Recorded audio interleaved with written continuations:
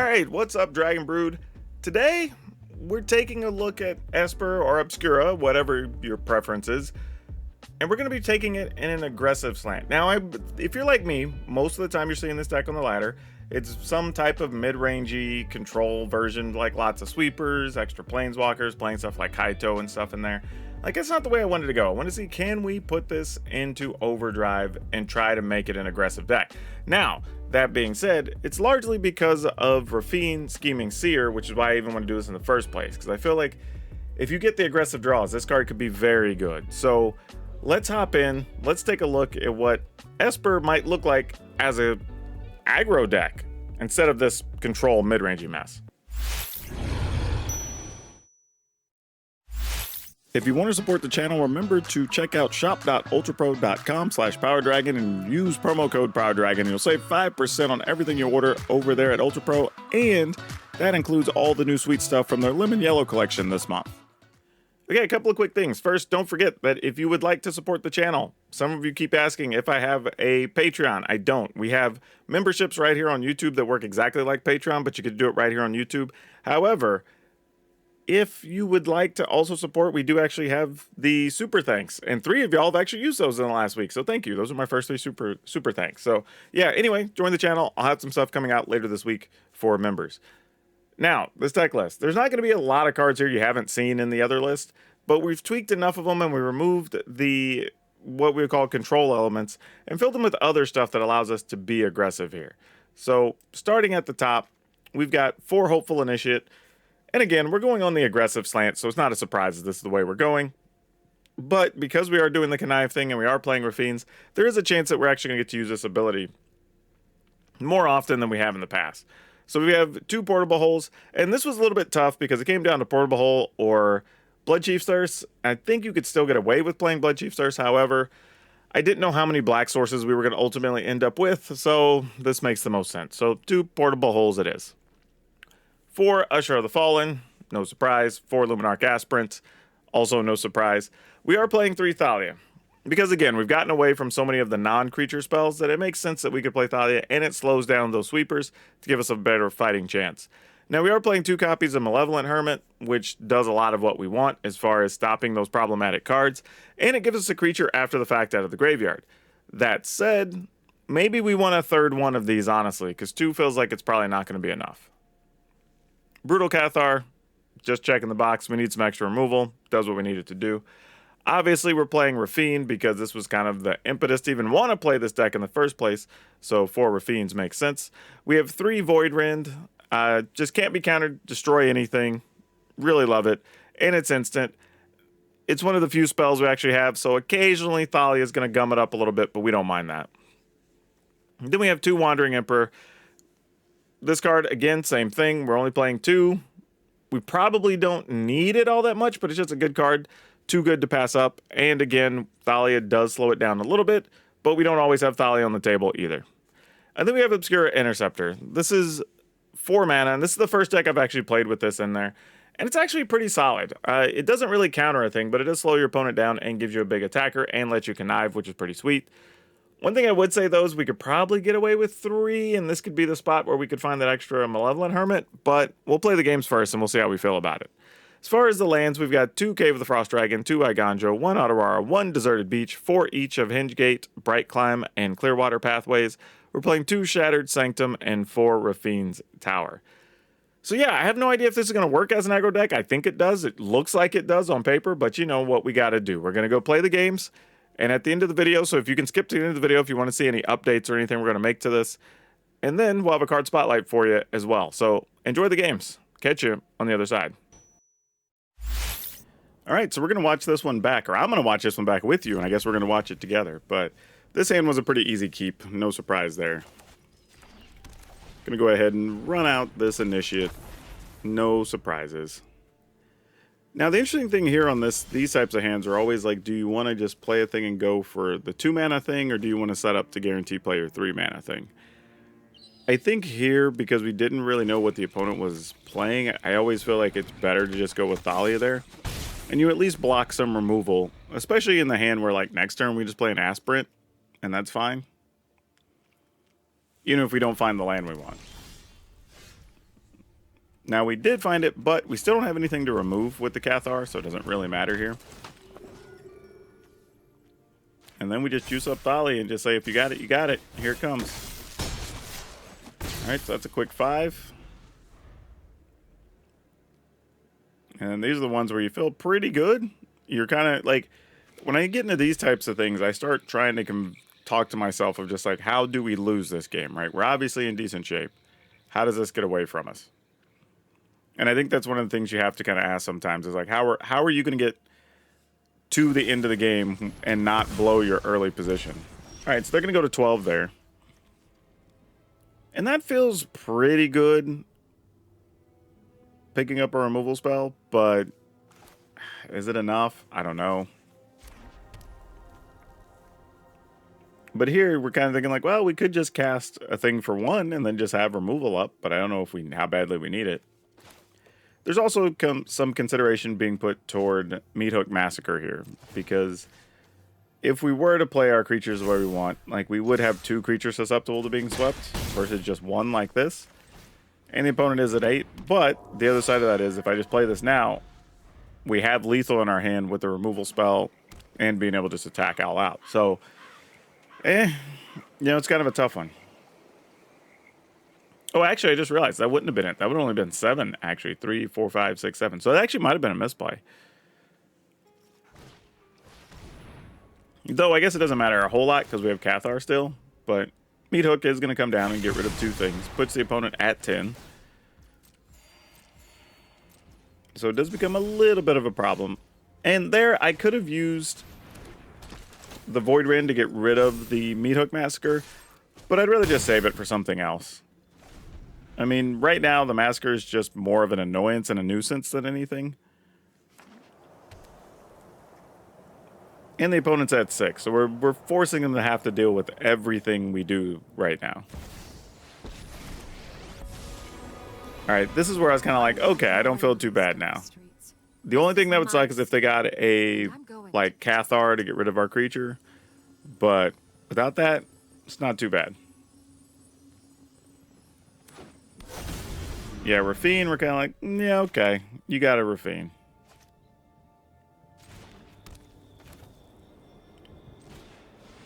And then this comes in, and then we exile it. Because trying to destroy it would have done nothing because it had a shield on it. Yep, and that gets the opponent dead. Alright, so we're hopping right in on this game. And this was a pretty solid 7, so I don't have too much to complain about here. This is always like a good time when you don't know what the opponent has, when you don't have that many choices early. So Thalia is easily the best choice here.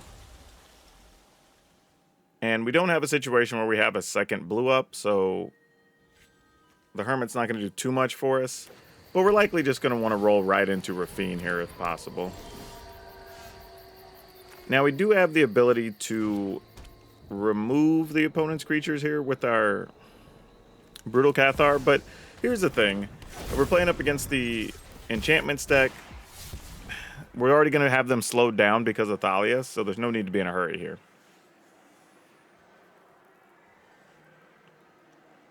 Yeah, I'm just having to decide what to discard here. I think I'm going to go with the Hermit, even though it is pretty good in this matchup. But we have Initiate, we've got Void Rin, we've got Cathar, so like there should be no reason we should lose this fight. We're already giving the opponent multiple things they don't like to deal with here. Yeah, they spend their whole turn putting a thing on their creature. I'm assuming they were going to attack here because they can't block because we have First Strike, but they chose not to. And then here it's just kind of like, well, what do we do now?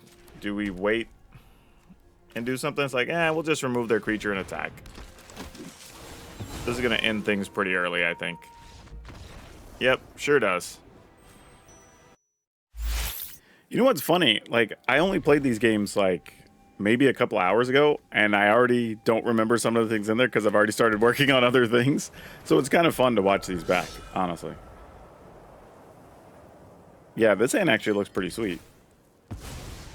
Now, I will say, every time I see an opponent play one of these new, I don't know what you want to call them, fetch lifelands or whatever, I'm always a little suspicious because even for myself, when I put them into lists, it's been something quirky and interesting. Very rarely is it something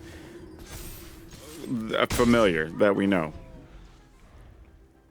All right, so this is a reasonable start, but I mean, we could get our board swept very easily here. So we're not going to get too far ahead of ourselves.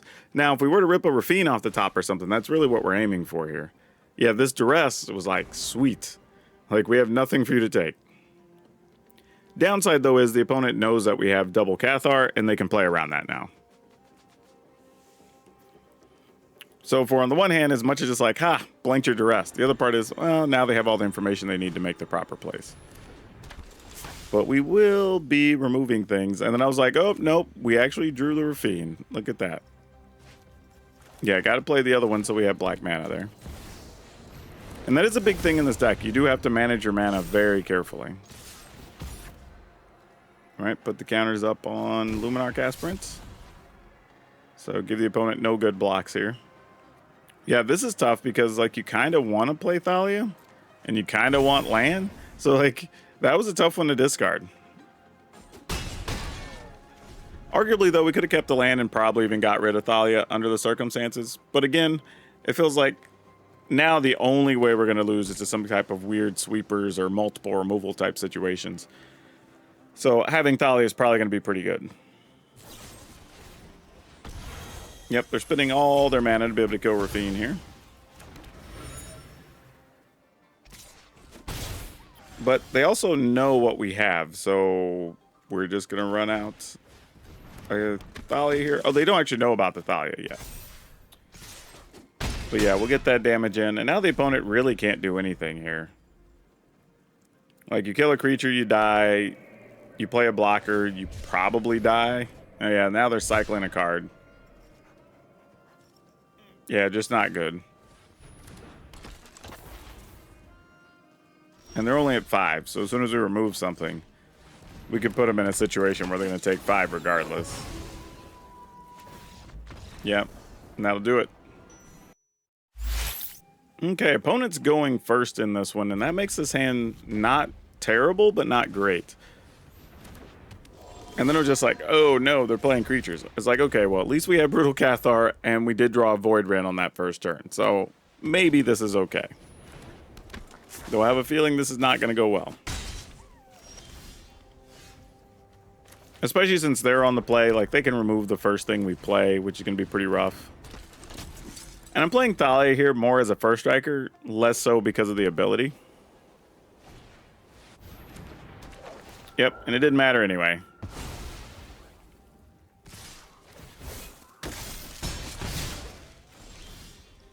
Yeah, sadly, I do remember this game now. Like, but yeah, this is a tough turn because we do have Void Rens, we do have Cathars. So it's just like, assuming the opponent has another Cathar apparition, do we want them to use it now or later? Do we just want to leave Void Rens up and try to get tricky? And this is a big case situation where, like, draw and play matters, because had we been able to be on the play, we would have been able to have Obscura Interceptor here, which would have worked out a little better for us. Now it's kind of tough. And the truth here is, like, I don't know if it's worth it to destroy the creature. I mean, here I think we have to, because it ends up being, you know, 4 damage plus an extra 1 on the initiate. But as the turns go by, this decision gets tougher and tougher every turn. Like, even here, I probably, if I'm going to do anything, I'd probably just play 2 creatures. Like, just play, the play here really probably should be the warrior and then Cathar. Just go ahead and remove the apparition, get a 2/2 back, and then just let whatever happens, happens. But I definitely spent a lot of time working through this turn. And there's arguments to be made for a couple of different plays, right? We could keep mana up and just get rid of the Maul whenever they decide to use it. We can leave mana up entirely and use the Obscura. The problem is, though, like, the Interceptor probably isn't a great play on its own, just because they would spend 4 mana to just equip their Maul, and then we're just dealing with that the next turn. So yeah, this isn't great, because even here I'm like, well, we can kill a thing. Like, should we? Like, it's a tough call here. And getting a blocker back's probably better than nothing, truthfully.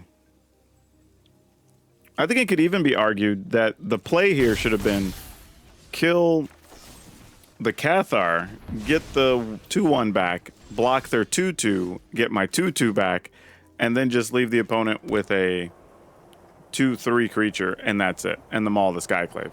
Now, we still would have had to find a way around that, but we did have an Interceptor, which could have also gained life. So maybe it's a race we should have attempted to play. I mean, would have been very risky, mind you, but probably would have been our best bet.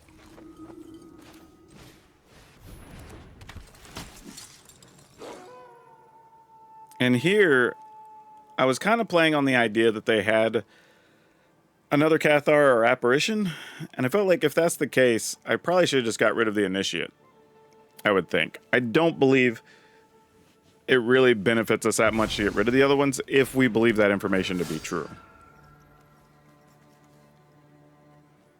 So yeah, this was a tough couple of turns.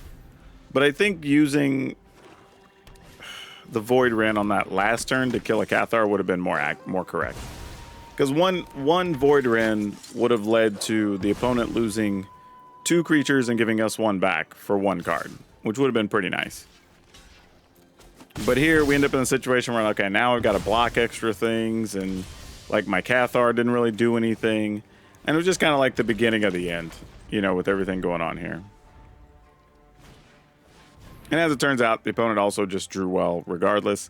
Even had a 6th land, actually. So if we do cast Interceptor here, whatever they put it on just attacks us for lethal because we don't have any flyers. So yeah, this is pretty much just it. I was just double checking everything of like, could I cycle into something or connive, but we're tapped anyway. So yeah, that's it. It's a ball game. All right, so this hand's actually not bad either. This one allows us to kind of have a play through every step here, but could be tied a little bit to how much you think we're going to get away with this Hermit. But otherwise, like, the early plays are actually mostly fine here. Now, I was about to say, you normally want to just play Thalia there, but when they lead with a 3/2, it's like, okay, well, maybe we still do. You know, it would have been nice if we would have got a white land here, because it would have been nice to play a creature and still just, like, exile their creature with the portable hole.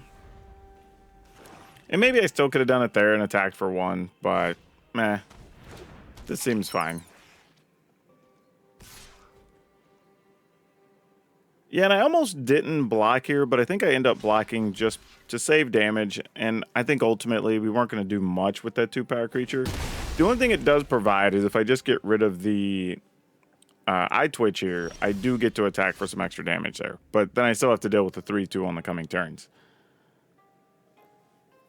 So yeah, this one was kind of interesting too. I was just like, do I want to just exile that? Do I want to play a Thalia and the portable hole? Do I want to just play Rafine here? Like, there was a lot that's kind of happening. I mean, could even made an argument for the Hermit, because we do have another blue source we could play out. But yeah, I did this first just to lead with it and decided I'm probably just playing Thalia here. But yeah, I honestly did not know how this game was going to progress.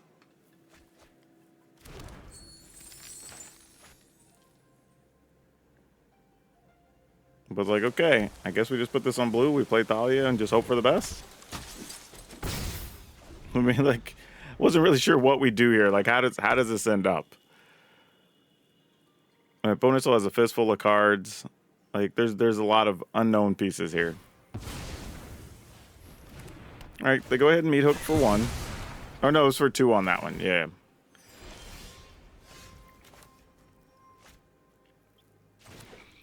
Forgot they used the treasure there. Yeah, now we go Rafine and Usher, so we at least have some damage incoming. Though an argument could have been made that we could have just played Usher and Hermit. I mean, admittedly, we would still had a blue up that we could have used, which could have been kind of nice, because stopping this would have been pretty good. And then just Rafine the next turn, because having Rafine out there early doesn't really do anything. Right? If we're not ready to attack, it doesn't do anything. So I would argue that that's a smarter play. Yep. Let me go ahead and get a Hermit down now, finally.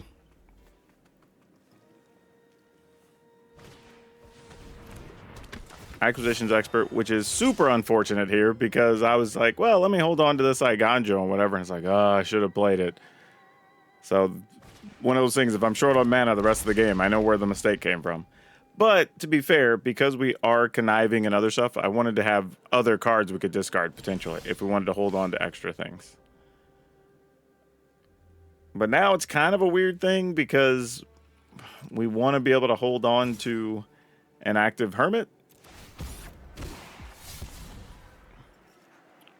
So, you know, want our wizards to be able to do some stuff, but if we attacked with the wizard there, we could have put 2 counters on it and would have made it hard to block. So, like, it's possible I should have just done that for a turn, realistically.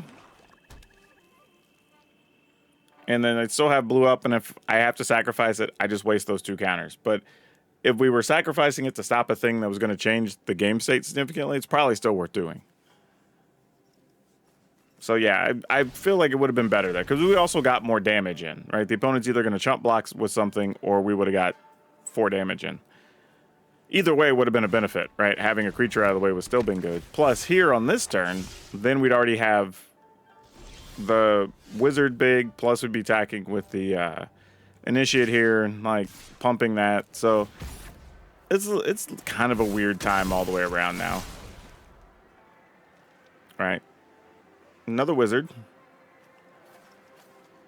Yeah, I think this is it. Just hold on to, because now it's just like, okay, now we can get, if we can survive the turn, we get to where they have to pay 6 for a spell now. Yeah, that gets chump block, no surprise. But again, right, had we been able to, had we attacked with that Hermit before, we'd have been able to do way more damage on this turn and then the next turn. So yeah, this, I kind of just let things get away from me here.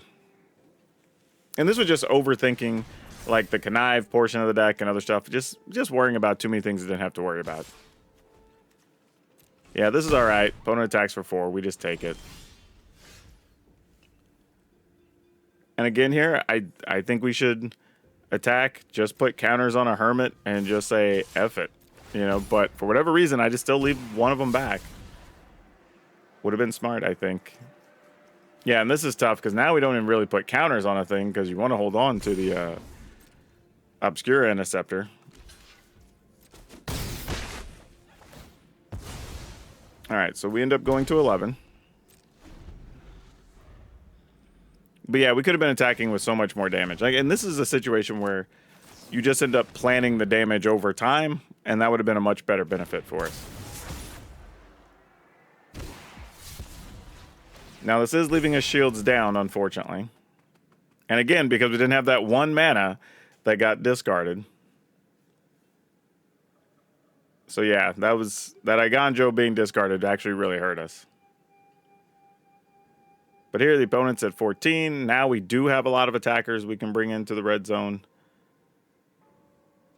We can gain some extra life. All right, so they're going to go ahead and play the Disciple. Nothing to discard. Another Initiate. Which also, we can get rid of the Meat Hook now whenever we want to. We have 2 counters on our Initiate. Yeah, I'm like, might as well get in with the Interceptor, right? They either trade and we gain life, or they block with the 0-4 and we still get the life either way. So who cares? Yeah. So we still won regardless. Okay, this is one where we are getting to go first, and it's not like the most explosive thing. As a matter of fact, we can't even play 2 of our spells, really. with the number of lands or the color of the lands we have. So we know this could be a case where we stumble. So we got to be a little bit careful. But in the meantime, we can play creature and get some aggressive attacks in. So it's not the worst thing. All right. So we're going to see if this works. Also got both of the caves early, so we can just get them both in the play on tap, which is nice. The opponent is coming out of the gates, just taking our things out. So this is not good. And now, really, unless we draw, like, Cathar or something, we're really not going to have a play next turn. Yeah, unfortunately, that's got to wait till we get another blue source. Might as well attack here, because the block's not going to do much in a lot of cases. The opponent chooses not to block, which is fine. I'm going to go ahead and make a token. And this is at least giving us something to do with our mana, which is another reason I like this card.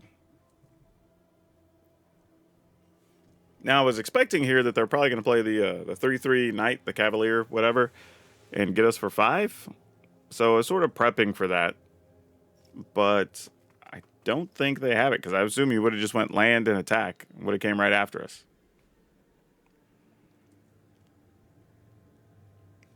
So they have multiple choices, obviously, because they're taking a while to think through this. And then it's like, blue land, what? Like, who would have thought that was a thing? All right, so adversary. And this kind of, I don't know, I guess what's the phrase? Kind of like get your hackles up a little bit. Turns on your spidey sense that, are they playing Fading Hope or something here? Like, why just the blue land untapped and open? Like, what's going on? So it's definitely suspicious at this point. But now it's like, okay, well, we lead with Thalia, because it's the only thing we can really play. And then just see if they want to bounce something. But yeah, they just take the damage. We have a Thalia, which can still first strike a 2/2, so that's fine. We're not angry to have this card.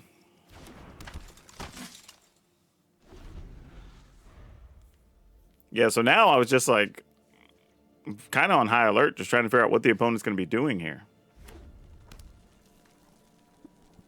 Because I, for real, just don't know.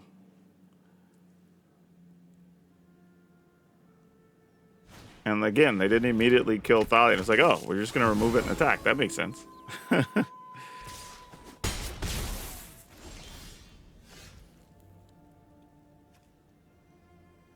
Yeah, this now gets ugly because we got a tap land and we needed the blue. And unfortunately, we kind of have a turn where we really can't do anything other than make a token.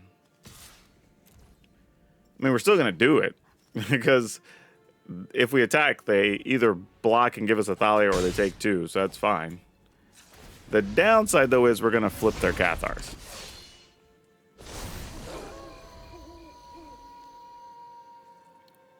So, yeah, now we have a real problem.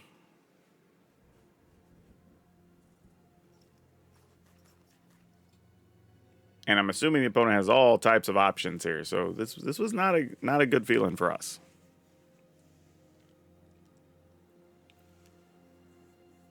And now we wait, and wait, and wait.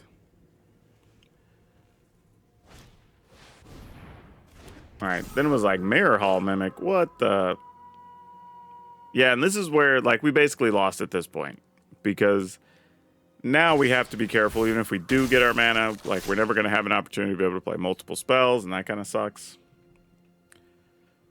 So here, we're just trying to minimize damage. So it's like, okay, what if we just double block the 2/2, take a big hit here. We know we have access to Wandering Emperor at the very least.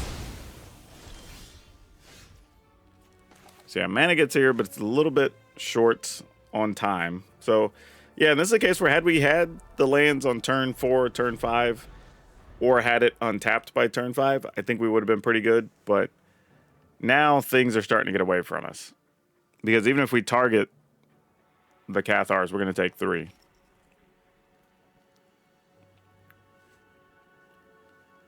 So yeah, the opponent played this one a bit slow, but I'm going to speed this up and skip ahead a little bit.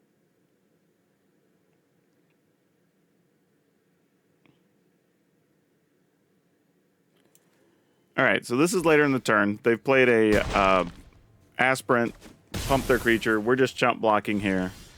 Used a Cathar to get rid of one of the werewolves, and we're just trying to work our way out here. That's like Cathar used a Wandering Emperor to get rid of one of the werewolves. Yeah, and here I'm just like, let's just make a blocker. We're not going to do anything else with it. Giving Thalia +1 doesn't do much. Mostly because they already have a Luminarch Aspirant. And here I was just trying to think of ways that, like, could we buy time? Like, we use the Interceptor, get a 4-power blocker, that gains us 4 life.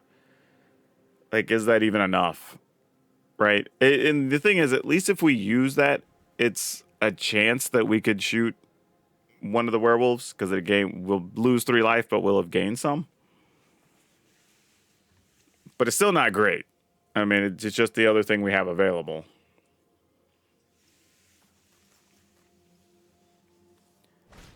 But yeah, just not good. And here, in hindsight, I guess I could have just countered the Mirror Hall Mimic here. But I was trying to put the opponent in a situation where they may attack differently, potentially, if they don't know we have the Interceptor. But ultimately, it doesn't really matter anyway, because we'd play an Interceptor. They're still going to, even if they attack with just their 2 best things, it doesn't matter. And we're not in a position that we can kill the bigger one anyway, so they would just copy that werewolf next turn. Though, on the plus side, it would be one less thing that could attack. This one, now, yeah, they wouldn't be able to attack next turn, so maybe I still should have done it. I think the turn would have ended up the same, roughly, but we would have had one less attacker coming at us next turn. And that probably would have been the difference in the game. So I probably blew it by not countering that. I think it's just a case where I think I just tried to get too creative. And here we're just going to get rid of Rafine, I think. Just because the other cards at least give us options. Though I don't think those options are still nearly enough here. But yeah, I think my thought process right now is, okay, we go ahead and get rid of Rafine, then we'll just double block the Initiate. Then we still have werewolves to deal with, but we'll just figure it out from there. But yeah, I think that was the difference in the game here. I should have went ahead and made that play sooner. Would have slowed them down enough that we could have bought another turn. Admittedly, I don't know how much of a difference it makes, but still, we should have at least tried.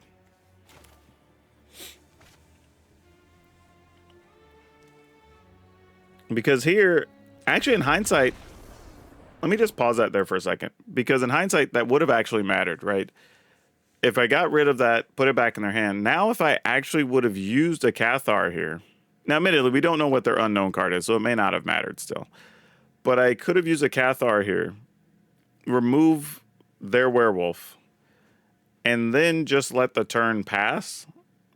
Or actually, I guess I could have done 2 things anyway, because they wouldn't have had werewolves on the battlefield anymore anyway. So I could have just done that, played our Initiate, and just waited. And then all they would have had is their Luminarch Aspirant, which they possibly don't want to attack with there. And then they would have had the Mimic. So they could have mimicked. I mean, I don't know. Maybe we just use Cathar there, let them go ahead, try to cast their Mimic. Then we just kill the Luminarch Aspirant with the Void Rin, and maybe we're fine.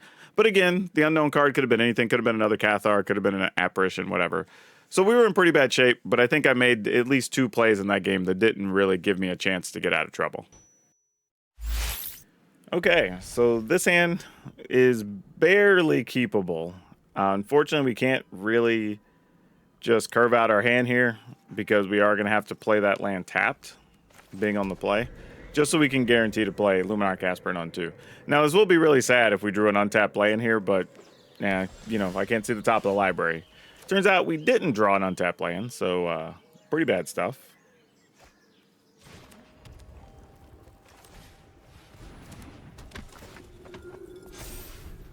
All right. Got the aspirant down. All right. Sorry about skipping there. I'm not sure what really happened. But anyway, aspirant was down. Nothing much really happened on the opponent's turn. They just end up foretelling.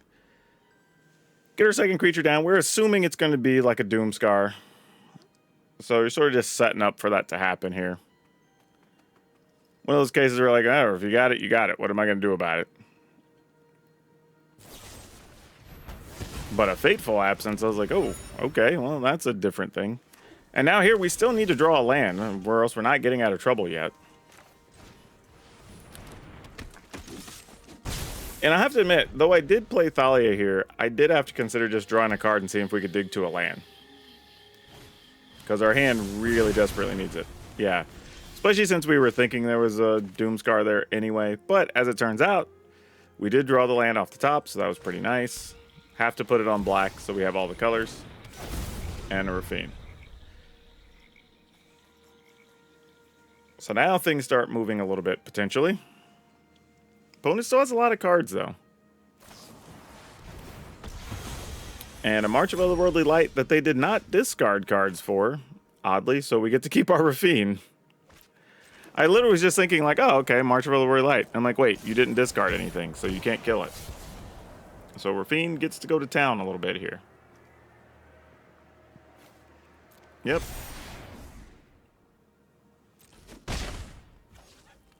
So they take 2.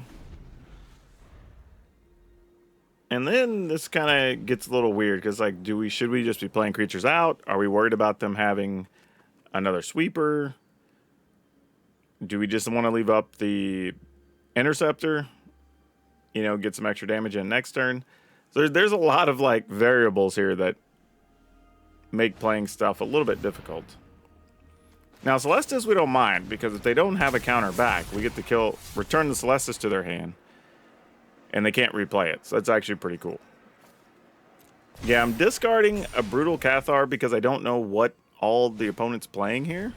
We hadn't seen any creatures, really, so I'm assuming this is some type of odd combo-y thing. And then, of course, they play a thing that makes a token, and I'm like, well, I can remove the token at least.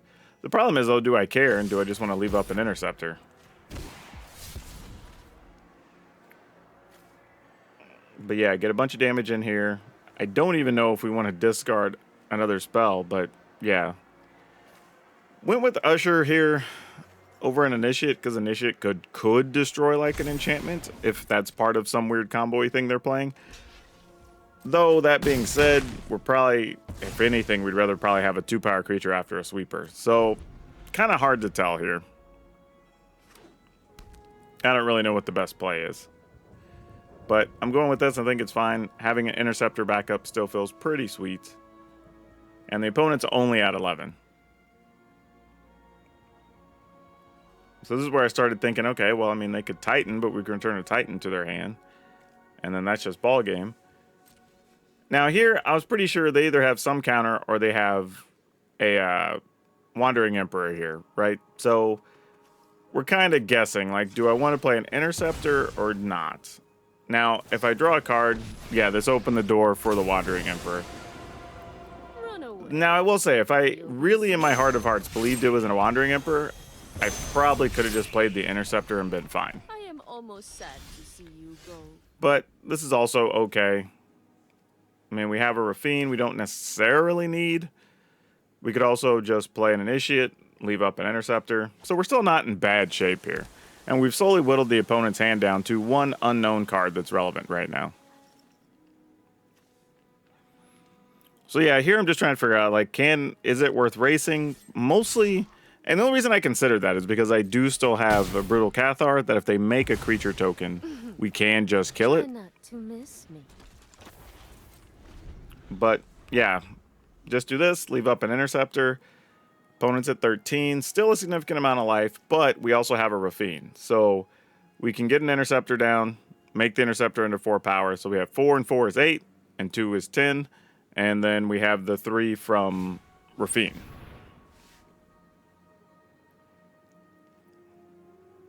And so it's looking at that going like, that should be everything, right? All right, return that to their hand. Yeah, and this was a tough one to decide what to discard here.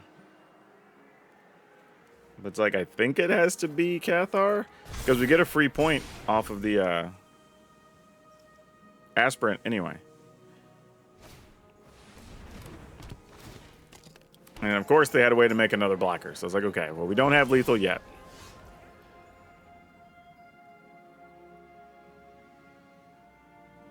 So this becomes kind of interesting in the sense of here, I was trying to figure out how we could get the blockers out of the way. So what I'm deciding is, if I actually play Eiganjo, we can Rafine and then attack. And then we get to look at 3 cards. We do have spot removal we could cast for 3 mana, or maybe even just find another Eiganjo, but that's at that point they've already blocked. But that's probably the only way we can try to have lethal here.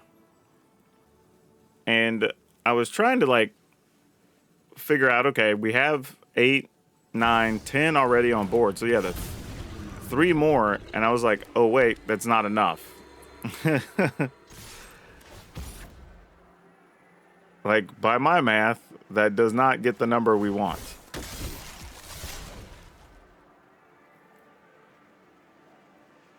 So it gets its counter of its own, and then it gets the couple of counters here from Rafine.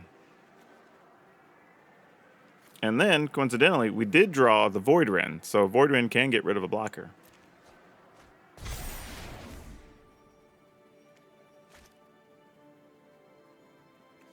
So yeah, that should have been lethal had I discarded the Luminarch Aspirant instead of the land. Because now I left us with just 12, and I think that's what I was looking at here, going like, oh, wait a minute. I left myself 1 short. So that was totally my... Like, and here's one of those things where, like, I had planned everything out a turn ago, 2 turns ago, practically. And then when the moment came, I got so wrapped up in dealing with my connive and, like, for whatever reason, wanting to hold on to an aspirant when the opponent's virtually tapped out. I mean, admittedly, they could have sacked the briefcases and still cast something, and that would have sucked. But I think it was worth the gamble to try to end the game there. And now we're a little susceptible, but they didn't have another sweeper, so we got lucky. Get to play against Frank Jaguar. That's a wild name. But yeah, this one's not too bad either. We already have 3 lands, which puts us pretty close to casting our 2 highest things here. We get to Aspirant on 2, Cathar on 3. Kind of figure it out from there. So this actually feels pretty good overall. We're pretty happy with this. Yep, and I think we're just going to stick with the plan. We even found our 4th land in the form of Eiganjo, so kind of just do our thing here. The difference here is, though, what are we setting up to die? Because the opponents didn't do anything else. They probably have a removal card. In hindsight, I think yeah, playing the Luminarch Aspirant's a little tough here, but I think we probably still should have played just the Initiate.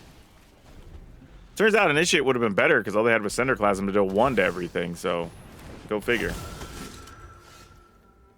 But we do have things to remove this stuff, so why not?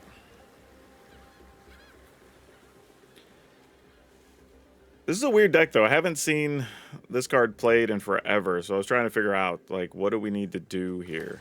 Because I don't really know. But here we go ahead and just remove this. Leaves us with a 2/2. They could kill it and get it back, obviously. But they were just like, nope, we'll just have another judge. So now we kind of have a plethora of choices. It's like we can just kill it, we can attack, use Eiganjo, but I think I wanted to land there eventually anyway, so we just went ahead and used the Voidren. And now it's just on the opponent to do something. Because we still have things in hand now. Yeah, and here, just attack, get our 5 in, because there's really nothing else to do, right? Like, we could leave mana open to counter something, or during their end turn, end step, just play a Wandering Emperor. So yeah, opponent's already at 13.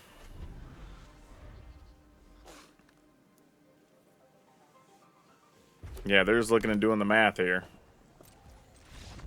Yeah, and they give up, so that's good for us. All right, this one was a fairly easy keep. Wasn't too much to think about, especially since we already had all 3 colors available. The only thing is we didn't have any real strong plays. Really would have liked something to deal with the Delver of Secrets here, but did not have it. And now it's just like, okay, fine. I'll attack into your Delver and just see what you got going on, opponent.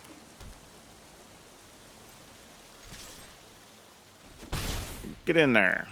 Obviously, they're not blocking.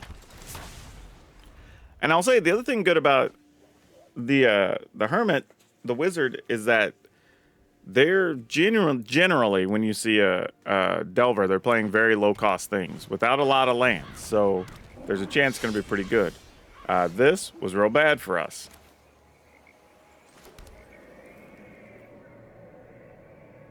So now just like, what do we do here?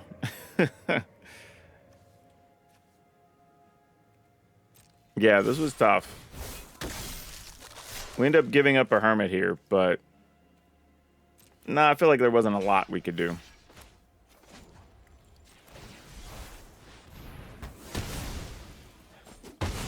All right. We did end up with a 3/2 creature, or 2/3 creature after all that, so it's not like we didn't get anything out of the exchange.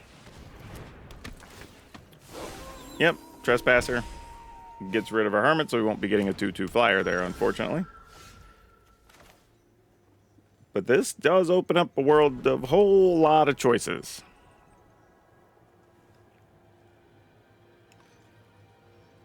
And I don't remember what I chose here, because there is an argument for the Interceptor, but the opponent is playing stuff that's very cheap. I could even see realistically saying, okay, well, what if we just play the other Initiate, and we play the Hermit, and we leave mana open to counter something. Yeah, I felt like passing here was probably the wrong option, but I wasn't really worried about taking extra damage, because there's nothing in the graveyard, and, like, if we flip it, it's fine. So yeah, this was just kind of a weird scenario. We're going to go ahead and play this anyway, because we can't just give up the turn, let them flip their thing, and not cast something. Like, that's just bad business. Yeah, here I think we get rid of Initiate. Yeah.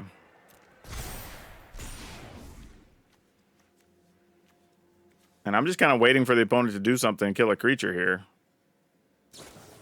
And it's like, okay, Siphon Insight. That didn't happen. Okay, so that's good. And it also means they're not going to go crazy pumping on their Spirit here, so that's pretty good. And then we got another Interceptor. So here's a fun interaction that I don't think anybody noticed. And I double-checked while I was playing to read the Interceptor, but it returns the spell to the owner's hand. So if they do take something of ours with the Siphon Insight, we get to return it back to our hand. So it was one of the reasons I almost left up the Interceptor, just to see it happen. But here we're just going to make a 5-power attacker and get in there. And now that we're gaining the life, we don't even care that they have a big werewolf. All right. Back to 20. I was mad here, though, because Arena's auto-tapper screwed us. It tapped the other blue to play the Luminarch Aspirant, when in reality, we needed that blue open to use for this Hermit. So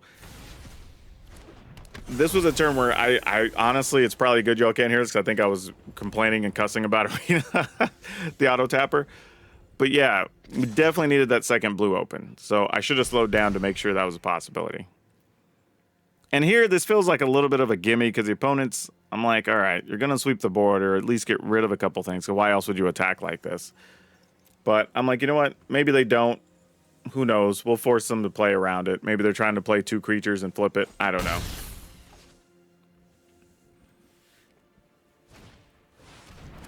But a Meat Hook, we're like, okay, cool.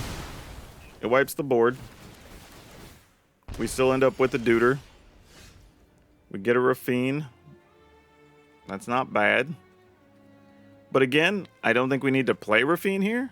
I think we just wait on the Interceptor, and then when we get the Rafine, we have something we can put counters on.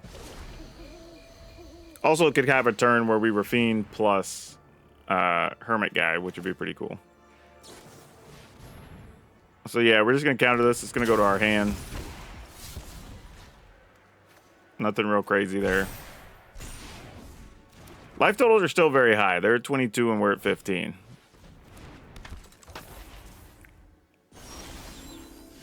We're not all that worried here about, yeah, they just gave up. Well, all right, y'all. I think we get to call that a success. Like, it actually played a bit smoother than I thought it was going to, and the mana only really was a problem once, I think. So I'm actually pretty happy with all that. So overall, I think this checked the boxes. Now, I do think there were multiple times where I think just having another Hermit would have been just as good or better than having a Interceptor, which is good because like Interceptor does actually help you, but it does also just return the spell, so you're dealing with it again the next turn. Whereas if you just had a Hermit, you just stop them from getting to resolve it. Now, sometimes they do just have the mana and they're going to resolve it anyway, but at the very least, you still get another body for your troubles, and it is easier to cast early in the game.